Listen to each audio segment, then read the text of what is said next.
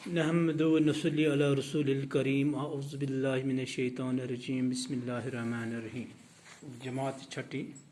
مضمون اردو موضوع ہاتھی کا وزن ٹاٹے بچو السلام علیکم تو شو زانان کہ حس سارے بیو جانورو خود بوڑ اخ جانور یہ حیوانوں میں ساروی کھت بوڑ جانور بڑا زبردست باری یہ ہندوستان کینچن علاقن مز یہ افریقی علاقن مز یہ امریکہ واریاہن ملکن مز امس پادائش واریاہ تو آج ام سے متعلق آج موضوع پرن ہاتھی کا وزن ٹاٹو بچو تھی تھو کتاب کن خیال تھی مصر کتاب پر دوہرا تہد سبق تو تھی کتاب کن خاص خیال ہاتھی کا وزن ایک دفعہ کا ذکر ہے کہ ایک بادشاہ سخت بیمار ہوا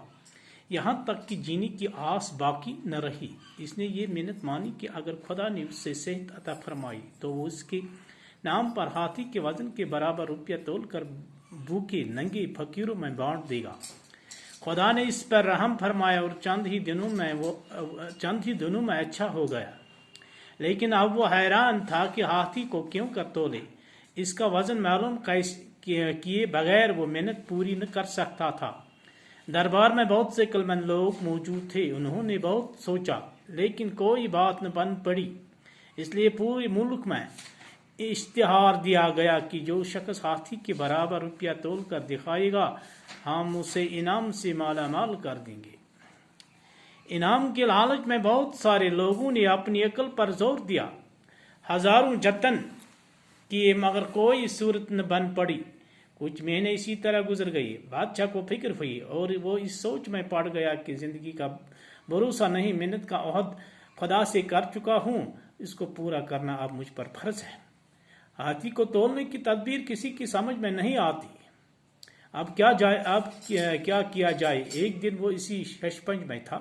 کہ ایک ملک خدمت میں حاضر ہوا اور عرض کی جہاں پناہ مجھے تدبیر سوچی ہے اگر حضور روپیہ اور ہاتھی میرے ساتھ کرتی تو امید ہے کہ میں دریا جا کر ہاتھی کے برابر روپیہ تول کر حضور کو دکھا سکوں گا ٹاٹے بچو تمام ایک دفعہ کا ذکر ہے ایک دو کسی واقع کہ ایک بادشاہ سخت بیمار ہوا اگ بادشاہ پہ سٹھا بیمار واریاہ بیمار تو یہاں تک کہ جینے کی آس باقی نہیں رہی اتنا بیمار پڑ گیا کہ مرنے کے قریب ہو گیا جینے کی آس باقی اس میں نہیں رہ گئی اس نے یہ منت مانی کہ اگر خدا نے اسے صحت عطا فرمائی تو اس کے نام پر ہاتھی کے وزن کے برابر روپیہ تول کر بھوکے ننگے فقیروں میں بانٹ دے گا اس نے خدا سے یہ منت مانی کہ اگر میں صحت یاب ہوا اگر میں صحت یاب ہوا اس نے خدا سے فریاد کیا خدا سے التجا کی کہ اے خدا اگر میں صحت یاب ہوا تو میں ہاتھی کے وزن کے برابر روپیہ غریبوں ننگے بھوکوں اور فقیروں میں بانٹ دوں گا خدا نے اس پر رحم فرمایا خدا جوش میں آ کر اس پر رحم فرمایا اور چند ہی دنوں میں اچھا ہو گیا اور وہ صحت یاب ہو گیا وہ بیماری سے صحت یاب ہو گیا لیکن اب وہ حیران تھا کہ ہاتھی کو کیوں کر تولے بادشاہ اب صحت یاب ہونے کے بعد وہ حیران ہو گیا اس کو فکر لاحق ہو گئی کہ پریشان ہو گیا کہ میں ہاتھی کو کیسے تولوں گا کہ ہاتھی کو کیوں کر تولے کس طرح میں ہاتھی کو تول کر اس کے برابر روپیہ بانٹ دوں گا اس کا وزن معلوم کیے بغیر وہ منت پوری نہ کر سکتا تھا ہاتھی کے وزن کے بغیر وزن کرنے کے بغیر وہ منت پوری نہیں کر سکتا تھا دربار میں بہت سے عقل مند لوگ موجود تھے بادشاہ نے بہت سے درباریوں کو بلایا بڑے بڑے عقل مند وزیروں کو بلایا ان سے معلوم کیا کہ ہاتھی کو کیسے تولوں اس کا وزن کیسے ہم معلوم کر سکتے ہیں لیکن کسی کے عقل میں یہ نہیں آئی کہ ہاتھی کو کیسے تولوں گا انہوں نے بہت سوچا لیکن کوئی بات نہ بن پڑی اس لیے پورے ملک میں اشتہار دیا گیا جب کسی کی بات میں یہ سمجھ نہیں آئی کہ ہاتھی کو کیسے ہم تولیں گے تو پھر اس نے اشتہار ملک میں چھپایا اخبار میں اشتہار چھپایا اخباروں میں دی خبر عام کیا کہ جو شخص ہاتھی کے برابر روپیہ تول کر دکھائے گا ہم اسے انعام سے مالا مال کر دیں گے یہ شخص وزن کرت دی تمس ہسا کر مالا مال انعام تو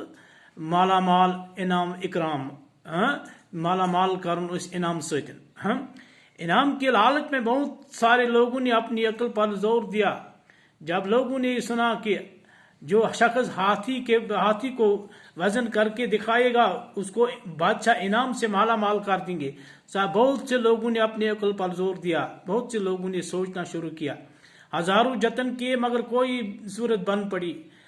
کسی کی سمجھ میں یہ نہیں آتا کہ کیسے ہاتھی کو تولوں گا. کچھ مہینے اسی طرح گزر گئے, کچھ مہینے گزر گئے اسی طرح, اسی فکر میں, اسی پریشانی میں. بادشاہ کو فکر ہوئی, وہ اس سوچ میں پڑ گیا کہ زندگی کا بھروسہ نہیں, محنت کا عہد خدا سے کر چکا ہوں. بادشاہ کو اس بات کی فکر ہوئی کہ میں نے خدا سے عہد کیا, میں نے خدا سے محنت مانگی کہ اس محنت کو, اس عہد کو پورا کیسے میں کر چکا ہوں, اس کا پورا کرنا اب مجھ پر فرض ہے. جو محنت میں نے خدا سے مانی ہے اس کو پورا کرنا مجھ پر فرض ہے. بادشاہ اسی سوچ میں پڑ گیا. ہاتھی کو تولنے کی تدبیر کسی کی سمجھ میں نہیں آتی, لیکن ملک میں جو اچھے لوگ تھے, عقل مند لوگ تھے, ان کی سمجھ میں یہ نہیں آتی کہ ہم کیسے ہاتھی کو تولوں گا. اب کیا کیا جائے. ایک دن وہ اسی ششپنج میں تھا کہ ایک ملا خدمت میں حاضر ہوا. کہتے ہیں کہ اسی ششپنج میں تھا کہ ایک دن وہ اسی ششپنج میں تھا کہ اچانک ایک ملا جو ناؤ چلاتا ہے حاضر ہوا دربار کی, بادشاہ کی دربار میں حاضر. جہاں بنا مجھے ایک تدبیر سمجھ آئی. اگر حضور روپیہ اور ہاتھی میرے ساتھ کر دیں گے تو امید ہے کہ میں دریا جا کر ہاتھی کے برابر روپیہ تول کر حضور کو دکھا سکوں گا. مجھے امید ہے کہ اگر بادشاہ مجھے اجازت دے میں ہاتھی کو تولوں گا. باقی وسلم انشاءاللہ باقی پروسو بس.